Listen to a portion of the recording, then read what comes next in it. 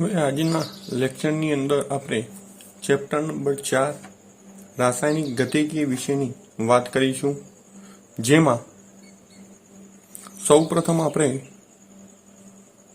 અહીંયા કેટલાક સમીકરણ લખીશું. શૂન્ય ક્રમની પ્રક્રિયા માટે વેગ અચળાંક સમીકરણ k બરાબર r0 માઇનસ rt બાય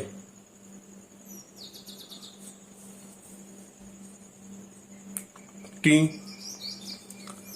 એ જ પ્રમાણે શૂન્ય ક્રમની પ્રક્રિયા માટે અર્ધ આયુષ્ય સમય t½ બરાબર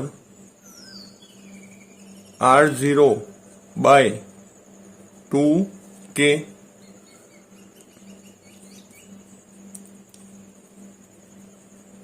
પ્રથમ ક્રમની પ્રક્રિયાનો વેગ અચળાંક k બરાબર 2.303 ભાગ્યા t log r0 by rt અને પ્રથમ ક્રમની પ્રક્રિયા માટે જ અર્ધ આયુષ્ય સમય t½ બરાબર 0.693 ભાગ્યા k. એનો મતલબ પ્રથમ ક્રમની પ્રક્રિયાનો અર્ધ આયુષ્ય સમય એ સાંદ્રતાથી કેવો જોવા મળશે? સ્વતંત્ર આપણને જોવા મળે છે. હવે વિકલન વેગ સમીકરણ.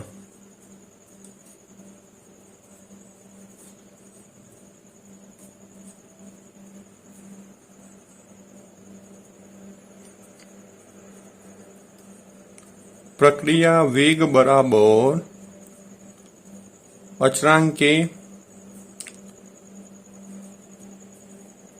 એ પ્રક્રિયકની સાંદ્રતા ઇન્ટુ બી પ્રક્રિયકની સાંદ્રતા ઉપર x અને y. x અને y જે તે પ્રક્રિયકનો પ્રક્રિયા ક્રમ સૂચવે છે. હવે ત્યારબાદ પ્રક્રિયા વેગ. તો ભાઈ પ્રક્રિયા વેગની આપણે વ્યાખ્યા શું લખીએ છીએ? પ્રક્રિયક અથવા તો નિપજની સાંદ્રતાના સમપ્રમાણમાં. એટલે પ્રક્રિયા વેગ બરાબર k r⁴n આપણે કહીશું. આનો મતલબ કે જો શૂન્ય ક્રમની પ્રક્રિયા હોય તો n બરાબર 0 મૂકવો. પ્રથમ ક્રમની પ્રક્રિયા હોય તો n બરાબર 1 મૂકવો. દ્વિતીય ક્રમની પ્રક્રિયા હોય તો n બરાબર 2 મૂકવા. તો આ પ્રમાણે આપણે સમીકરણનો ઉપયોગ કરી શકશું. ત્યારબાદ હવે કોઈ આવી એક જનરલ પ્રક્રિયાની આપણે વાત કરીએ છીએ.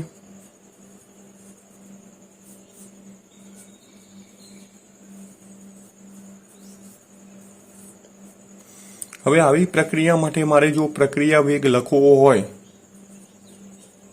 તો પ્રક્રિયા વેગ હવે આપણે અલગ અલગ રીતે લખી શકીએ છીએ. પ્રક્રિયા વેગ એક તો એની સાંદ્રતાની 1 ઘાત 2 ની સાંદ્રતાની બી ઘાત આ રીતે પણ લખી શકાય. બીજું, પ્રક્રિયકોની સાંદ્રતાના તફાવતને આધારે, તો જેને આપણે ડી આર બાય ડીટી પણ કેવા લખીશું? માઇનસ. હવે અહીંયા પ્રક્રિયક મારો એ છે, તો હું અહીંયા એ લખીશ બાય ડીટી, અને અહીંયા આવશે 1/a. એ જ પ્રમાણે બીજો પ્રક્રિયક 1/b ડીબી બાય ડીટી, અથવા પ્લસ કરીને 1/c ડીસી બાય ડીટી, અથવા plus 1/d D by DT વડે પણ આપણે દર્શાવી શકીએ છીએ. અને બધા જ પ્રક્રિયકો અથવા તો નિપજોની સાંદ્રતાના સમપ્રમાણમાં આપણને જોવા મળે છે. તો આમ આપણે આવી કોઈ પણ પ્રક્રિયા માટેનો પ્રક્રિયા વેગ આ સમીકરણ વડે દર્શાવી શકીએ છીએ. હવે ત્યારબાદ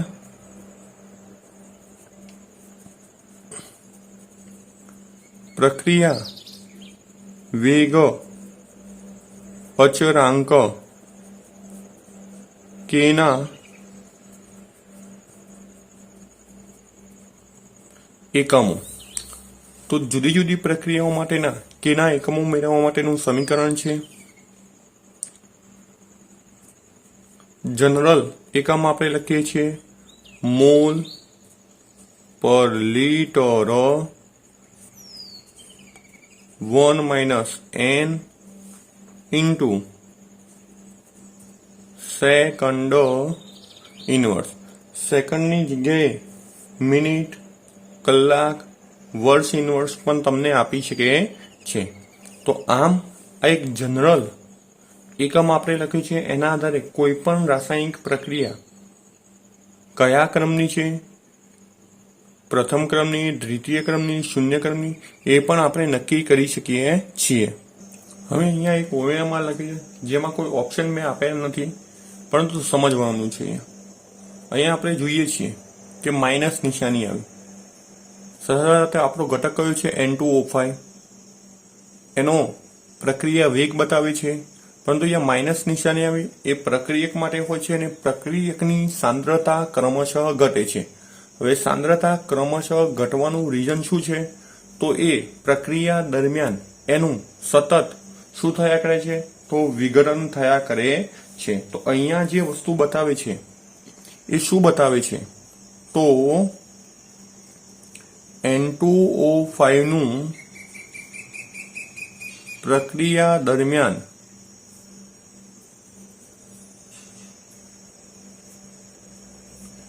વિઘટન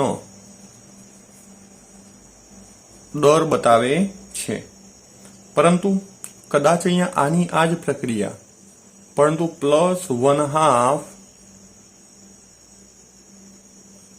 d N2O5 બાય dt આવું દર્શાવેલું હોત તો અહીંયા એ શું બતાવે છે? પ્લસ નો મતલબ નિપજ એનો મતલબ એ નવો કોઈ ઘટક બને છે, તો એનો મતલબ ઉત્પાદનનો દર એવું આપણે કહી શકત. હવે ઓએમઆર નંબર 2 કે જેમાં હવે અહીંયા આપણને એક પ્રશ્ન આપે છે કે વાયુમય પ્રક્રિયા માટે અચળ તાપમાને આપેલમાંથી યોગ્ય વિકલ્પ જણાવો. ભાઈ અચળ તાપમાને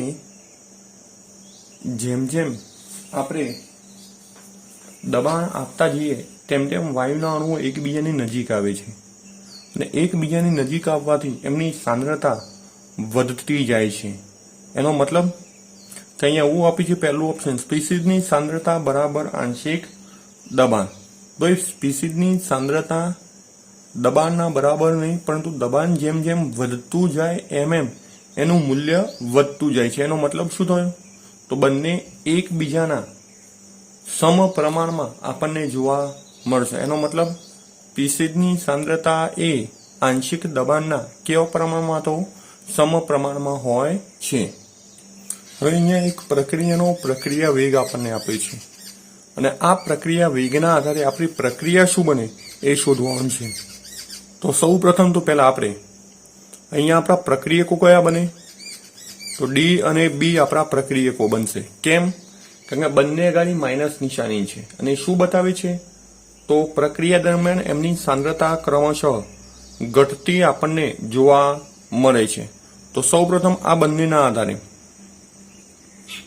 એક ડી પ્રક્રિયક અને બીજો બી પ્રક્રિયક. હવે આના 1/3 મોલ આપે છે, એના મતલબ ટોટલ કેટલા ઘટકો વપરાશે? 3 મોલ. બીની અંદર એક પણ મોલ આપ્યા નથી, એટલે એમના એમ ગીવ્સ નિપજો 2 મળશે આપણને, એક સી નિપજ અને એક એ નિપજ. સી નિપજના 1/2 મોલ છે, એનો મતલબ અહીંયા 2 વડે મલ્ટીપ્લાય કરીશું. એના 1/4 મોલ છે, એનો મતલબ 4 વડે. તો આપણી આ પ્રમાણેની આ રાસાયણિક પ્રક્રિયા આપણને જોવા મળે છે. તો આ આપણી પ્રક્રિયા વેગના આધારે રાસાયણિક પ્રક્રિયામાં રૂપાંતરણ આપણે લખ્યું છે. હવે અહીંયા એક પ્રક્રિયા આપી છે, એના માટેનું dN3/dt નું પ્રક્રિયા વેગનું મૂલ્ય આપ્યું છે અને ત્યારબાદ dH2/dt નું આપણે મૂલ્ય શોધવાનું છે. તો સૌ પ્રથમ પહેલા આપણે આના પરથી પ્રક્રિયા વેગ માટેનું સમીકરણ બનાવીશું. તો શું આવશે? -dN2/dt ઇઝ ઇક્વલ ટુ -1/3, કારણ અહીંયા 3 મૂળ છે એટલે માટે 1/3 dH2/dt is equal to 1/2 dNH3/dt. હવે આપણને આ મૂલ્ય આપેલા છે આ પ્રમાણે. હવે અહીંયા તમારે કંઈ કરવાનું નથી, તમારે શોધવાનું કોનું છે? dH2/dt. તો અહીંયાથી આપણે dH2/dt પણ ટોટલ શું છે? 1/3. તો આખું લેવું પડશે આપણે, બરાબર 1/2 dNH3/dt. હવે તમને મૂલ્ય કોનું આપ્યું છે? dNH3/dt નું આપી દીધું છે. તો આપણે એની જગ્યાએ કિંમત મૂકીશું. તો 1/3 dH2/dt બરાબર 1/2. હવે dNH3/dt નું મૂલ્ય આપણને શું આપેલું છે? 2 × 10⁻⁴. આપણે જોઈએ છે કોનું? dH2/dt નું મૂલ્ય જોઈએ છે.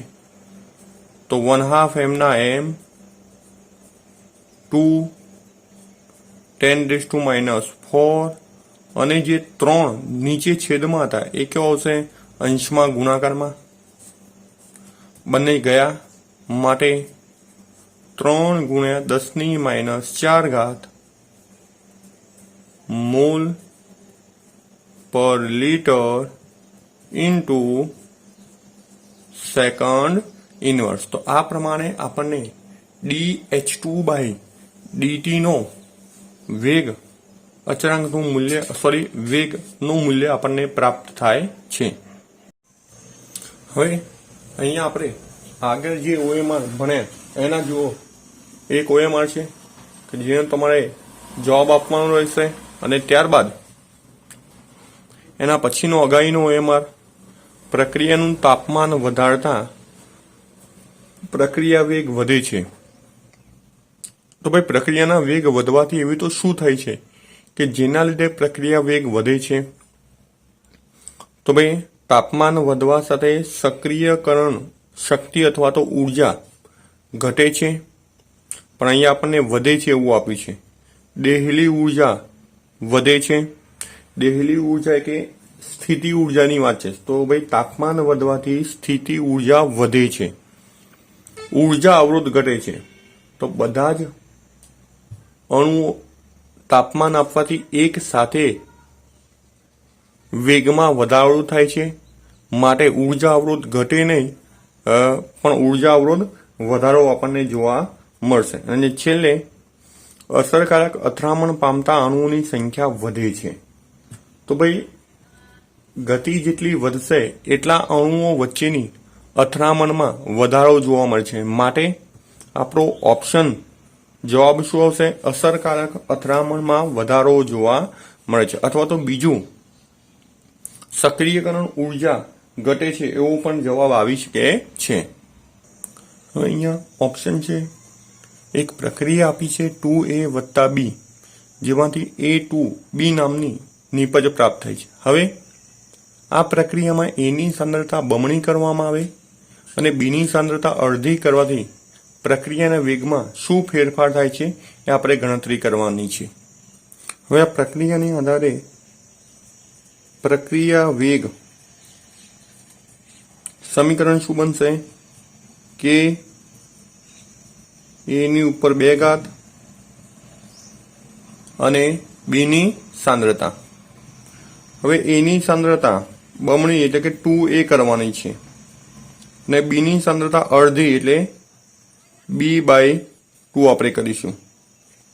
તો Km નો m, એની જગ્યાએ 2A નો સ્ક્વેર અને બીની જગ્યાએ B/2, 2 નો વર્ગ 4, A સ્ક્વેર m ના m,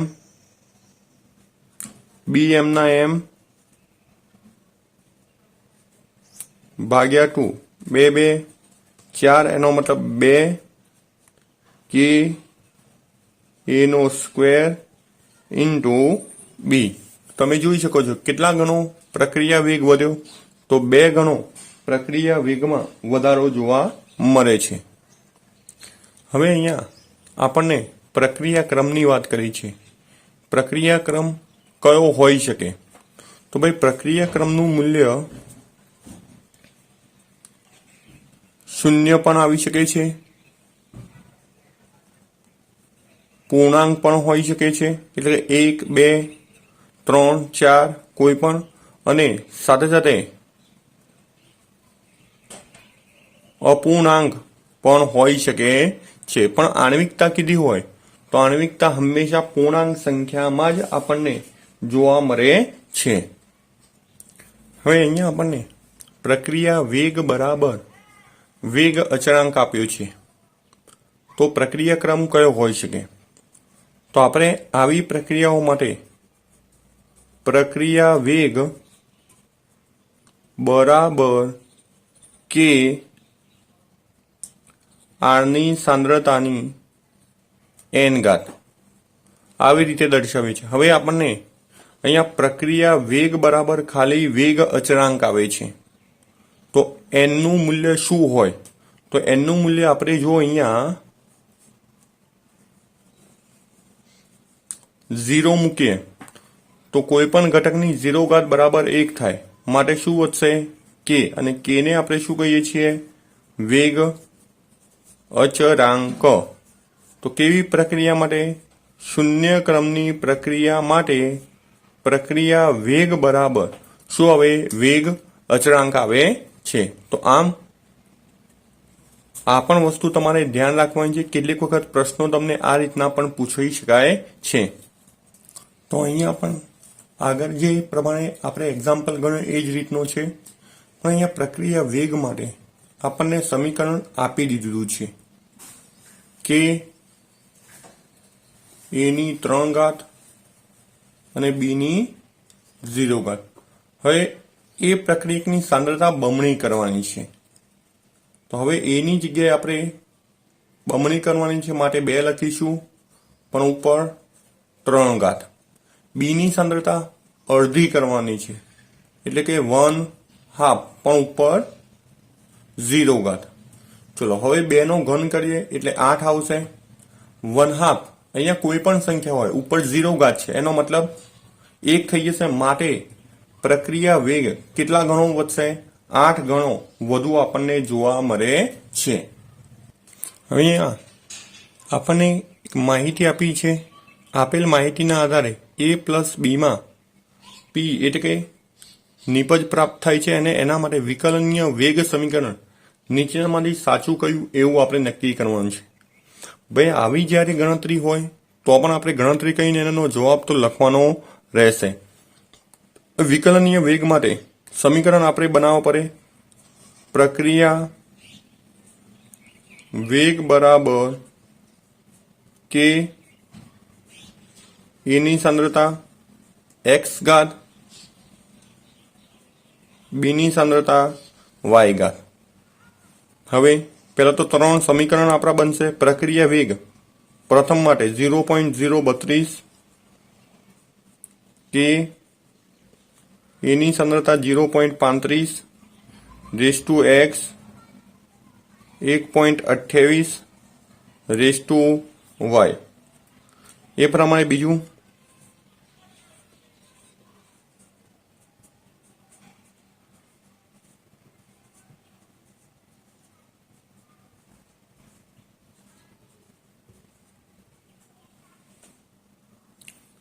ત્રીજું સમીકરણ બનશે।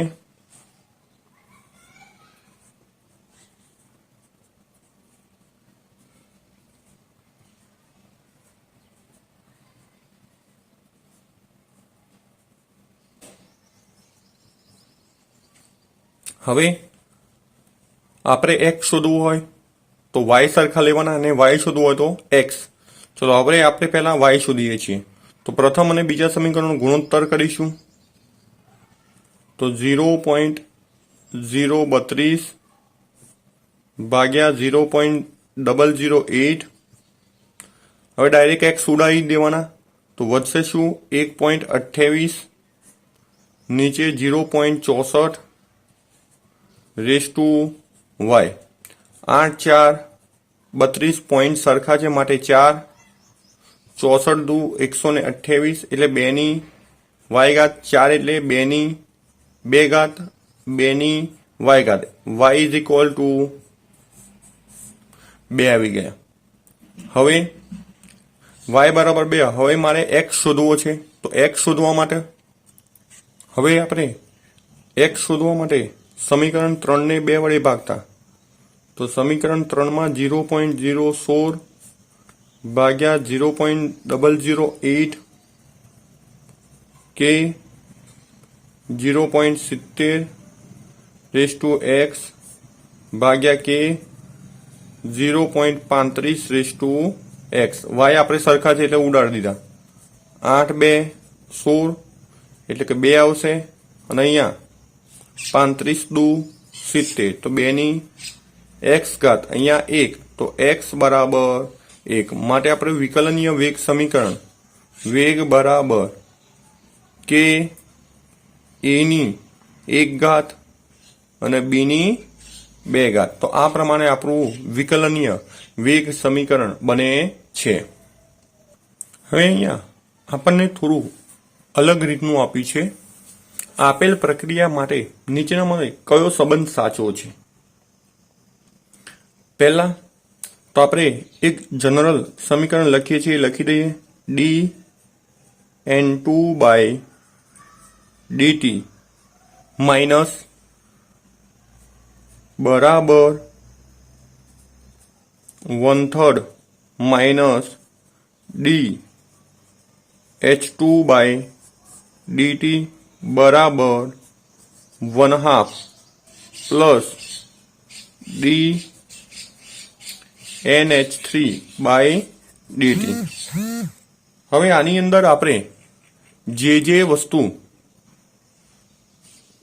ખોટી છે એને આપણે દૂર કરીશું। પહેલા તો પહેલું સમીકરણ કે જેમાં H2 આપે છે, H2 અગાડી માઇનસ છે ને, એનો મતલબ પહેલું સમીકરણ તમારો જવાબ આવશે નહીં। બીજામાં dN2/dt તો dt આપ્યું નથી એનો મતલબ એ જવાબ પણ નહીં આવે। હવે અહીંયા dNH3/dt માઇનસ 3dH2/dt તો આપણે એ બંને વચ્ચેનો સંબંધની વાત કરીએ તો આ બંને વચ્ચેનો સંબંધ આપણે વાત કરીએ તો બેને ક્રોસ કરીએ તો 2dH2/dt થવું જોઈએ, પણ અહીંયા તો શું છે 3 છે, એટલે એનો મતલબ એ પણ જવાબ નહીં આવે. અને અહીંયા જોઈએ તો ક્રોસ ગુણાકાર આપણે કરીશું તો ક્રોસ કરવાથી શું મળશે 3dNH3/dt. ક્રોસ ગુણાકાર ખાલી કર્યો છે, આ 3 ને આ બાજુ લઈ ગયા અને 2 ને આ બાજુ, તો બરાબર -2d H2/dt આવું જોવા મળશે. એનો મતલબ આપણો જવાબ શું આવશે? ડી જવાબ આપણો સાચો છે. હવે અહીંયા આપણે પ્રક્રિયા વેગનો એકમ શું? તો પ્રક્રિયા વેગનો એકમ ખરેખર એકમ કયો છે? તો મોલ પર લીટર. કારણ કે સાંદ્રતાનો તફાવત એટલે મોલ પર લીટર ઇન્ટુ સમય. સમય એટલે સેકન્ડ ઇનવર્સ. પરંતુ અહીંયા આપણને શું કીધું છે? એને એસઆઈ એકમની વાત કરી છે અને એસઆઈ એકમમાં લીટર આવતો નથી, તો એનો એકમ છે મોલ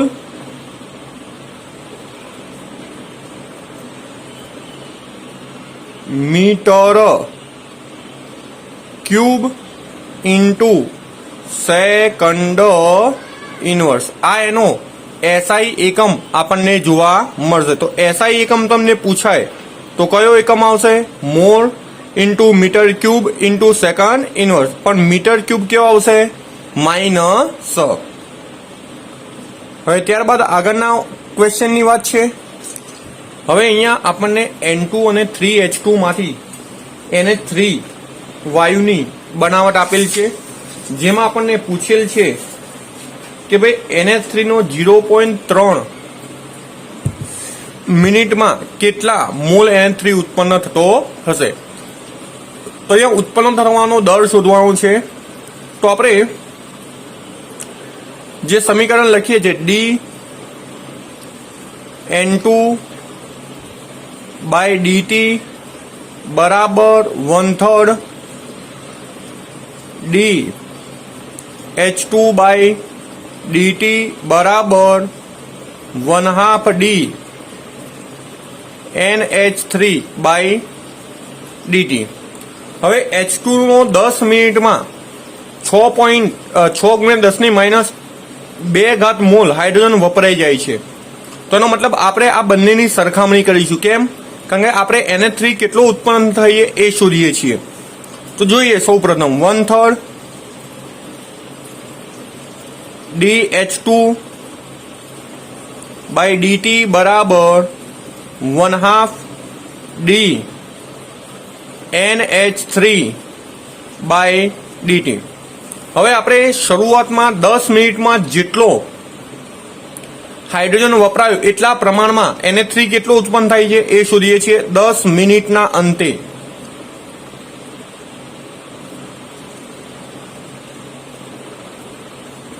ઉત્પન્ન થતો NH3 તો આપણે લખીશું dNH3/dt. હવે એની સામે શું છે? -1/3 અને આની નીચે જે 2 હતા એ ગુણાકારમાં જતા રહેશે અહીંયા, એટલે 2 લખીશું. dH2/dt કેટલા મોલ વપરાયા? તો 6 × 10⁻². 3 દુ 6, એનો મતલબ ટોટલ 4 × 10⁻² મોલ NH3/dt એટલે કે NH3 ઉત્પન્ન થાય છે કેટલી મિનિટમાં? 10 મિનિટમાં. હવે 0.3 મિનિટમાં કેટલો? હવે તમે જોઈ શકશો કે 10 મિનિટના અંતે dNH3/dt 4 × 10⁻² ઉત્પન્ન થાય. તો 0.3 મિનિટમાં ઉત્પન્ન થયેલો dNH3 કેટલો? તો 4 × 10⁻², 0.3/10. હવે 4 × 0.3 એટલે 1.2 આવશે અને નીચે 10 છે જેને ઉપર આપણે લઈએ તો 10⁻3. તો આટલા મોલ NH3 ઉત્પન્ન થશે 0.3 મિનિટના અંતે. તો આપણે અહીંયા NH3 ના ઉત્પાદનનો દર શોધીએ છીએ. હવે અહીંયા આપણને શૂન્યક્રમની પ્રક્રિયા કઈ દીધેલી છે. હવે શૂન્યક્રમની પ્રક્રિયા માટે વેગ અચળાંકનું સમીકરણ K બરાબર R0 minus RT by T. તો હવે R0 એટલે શરૂઆતની સાંદ્રતા 0.50 છે, અંતિમ સાંદ્રતા 0.35 થાય છે. કેટલા સમયે? 15 મિનિટના અંતે. હવે બંનેની બાદબાકી કરો તો 0.15 ભાગ્યા 15. હવે ભાગાકાર કરીશું તો જવાબ આવશે 0.01 મોલ પર લીટર ઇન્ટુ મિનિટ ઇનવર્સ. તો આ પ્રમાણે આપણને જવાબ મળશે મોલ પર લીટર ઇન્ટુ મિનિટ ઇનવર્સ. હવે અહીંયા જોઈએ છે આપણી શૂન્યક્રમની પ્રક્રિયા છે. જો શરૂઆતની સાંદ્રતા ચોથા ભાગની થાય છે. હવે આપણે એના માટે શરૂઆતમાં K શોધીએ છીએ અને K એટલા માટે શોધીએ છીએ કે 50% પ્રક્રિયાનો મતલબ કે 1/2 પ્રક્રિયા થવા માટે એનું સૂત્ર શું છે? R0 by 2K. હવે K બરાબર આપણું સમીકરણ શું છે? R0 માઇનસ RT ભાગ્યા T. આ પ્રકારનું આપણું સમીકરણ છે. હવે બીજી વાત કરીએ તો અહીંયા 50% પ્રક્રિયા પૂર્ણ થવા માટેની વાત કરી છે અને 50% પ્રક્રિયા પૂર્ણ થવા માટે એટલે કે R0 બરાબર શું થાય? 1/2. હવે અહીંયા આપણને 50% પ્રક્રિયા થવા માટે તો શરૂઆતની જે સાંદ્રતા છે એ 50%, એનો મતલબ 1/2 થવા માટે બાય 2K. તો સમય અર્ધાંશો 1/4 કે એનો મતલબ સમય પણ કયા ભાગનો થશે? તો સમય ચોથા ભાગનો જોવા મળશે. હવે આગળની પ્રક્રિયાની આપણે વાત કરીએ છીએ. હવે અહીંયા એક પ્રથમ ક્રમની પ્રક્રિયા છે જેમાં 75% પ્રક્રિયા પૂર્ણ થવા માટે 32 મિનિટ લાગે છે. તો 50% પ્રક્રિયા પૂર્ણ થવા માટે કેટલો સમય લાગશે એવું શોધવું છે. તો પહેલા તો આપણે 50% પ્રક્રિયા પૂર્ણ થવા માટે લાગતો સમય જેને આપણે T1/2 કહીએ છીએ અને પ્રથમ ક્રમની પ્રક્રિયા માટેનું સૂત્ર શું છે? 0.693 ભાગ્યા K. હવે K મારે લાવવા માટે તો K માટેનું સમીકરણ શું છે? 2.303 ભાગ્યા T log R0 by RT. હવે K એમનો એમ, 2.303 પણ એમના એમ ભાગ્યા 32 log શરૂઆતની સાંદ્રતા જ્યારે ટકા આપ્યા હોય ત્યારે તમને કીધું છે એ પ્રમાણે 100%. હવે 75% પ્રક્રિયા પૂર્ણ થઈ ગઈ તો બાકી કેટલી વધી? 25%. 25 4 100. તો K બરાબર 2.303 ભાગ્યા 32 અને log 4 બરાબર 60 21 આવશે. હવે અહીંયા આપણે આખું સાદું રૂપ આપીએ તો આપણને K બરાબર જવાબ મળશે. તો આપણને જવાબ મળે છે 0.0433. હવે આપણે અહીંયા લખી દઈશું 0.693 ભાગ્યા 0.0433. હવે આ જે પ્રક્રિયા છે એ આપણે ગણતરી કરીશું તો આપણને જવાબ મળે છે T1/2 બરાબર 16 મિનિટ. કેટલો મિનિટ? 16 મિનિટ. હવે આની ડાયરેક્ટ ગણતરી પણ આપણે કરી શકીએ છીએ. કઈ રીતે એ જોઈએ છીએ. હવે અહીંયા આપણી પ્રક્રિયા શરૂઆતની 100% છે. 100% માંથી પહેલી 50%, 50% માંથી 25%, 25%માંથી 12.5% આ પ્રમાણે આગળ વધતી જાય છે. હવે 75માંથી 50% થઈ એ આપણને ખબર નથી કેટલો સમય લાગ્યો, પરંતુ 100માંથી 25% થવા માટેનો સમય તમને ખબર છે. કેટલા મિનિટ? 32 મિનિટ સમય લાગે છે. હવે તમે સમજી શકો છો કે 100%માંથી 25% થવા માટે 32 મિનિટનો સમય લાગ્યો. તેનો મતલબ 100માંથી પેલી 50 થઈ જશે, 50માંથી શું થઈ જશે? 25. એનો મતલબ 75% તમારી વપરાઈ ગઈ. એના માટે ટોટલ સમય કેટલો લાગ્યો? 32 લાગ્યો. એટલે બે ભાગમાં આપણે ડિવાઈડ કરીએ તો શરૂઆતમાં 50% માટે 16 મિનિટ, બીજી 50% થવા માટે 16 મિનિટ. તો આમ 100માંથી 50% થવા માટે કેટલો સમય લાગશે? તો 16 મિનિટનો સમય લાગશે. હવે એ પ્રકારે બીજો એવો દાખલો છે અગાડી. હવે તમે જોઈ શકો છો એક પદાર્થ A ગ્રામ છે, જેનું A/2 એટલે કે 50% થવા માટે કેટલો સમય લાગે છે? 160 દિવસ લાગે છે. હવે ફરીથી A/2 છે, એના ફરીથી અડધું થયું. એનો મતલબ આને આપણે બીજી રીતે લખીએ તો શું લખાય? A/4. તો A/4 થવા માટે ફરીથી 160 દિવસ લાગશે. તો ટોટલ કેટલા દિવસ થયા? 320 દિવસ. હવે ફરીથી આનું અડધું કરીએ તો A/4 નું અડધું એટલે 2 વડે ફરીથી ડિવાઈડ કરીએ તો જવાબ આવશે 1/8. તો આટલું અડધું થવા માટે ફરીથી 160 દિવસ. એનો મતલબ 480 દિવસ. હજી એનું અડધું થાય એટલે A/100. તો ટોટલ 640 દિવસ લાગશે. એનો મતલબ એની સાંદ્રતા A/16 થવા માટે કેટલો સમય લાગશે? તો 640 દિવસનો સમય લાગે છે. હવે અહીંયા એક પ્રશ્ન છે. પદાર્થ બીનું વિઘટન પ્રથમ ક્રમની પ્રક્રિયા છે. હવે 24 સેકન્ડના અંતે એની સાંદ્રતા 8મા ભાગની થાય છે. તો પહેલા તો વેગ અચળાંક શોધવાનું. તો સમીકરણ K બરાબર 2.303 ભાગ્યા T લોગ શરૂઆતની સાંદ્રતા, જેને આપણે R0 કહીશું, બાય RT. હવે સમય તમને આપી દીધો છે 24 સેકન્ડ.